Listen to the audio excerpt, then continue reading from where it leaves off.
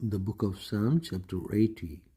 Hear us, O shepherd of Israel, you who lead Joseph like a flock, you who sit enthroned between the cherubim, shine forth. Before Ephraim, Benjamin, and Manasseh, awaken your might. Come and save us. Restore us, O God. Make your face shine upon us, that we may be saved. O Lord God Almighty, how long will your anger smolder against the prayers of your people? You have fed them with the bread of tears.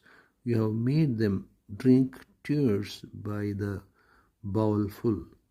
You have made us a source of contention to our neighbors, and our enemies mock us. Restore us, O God Almighty. Make your face shine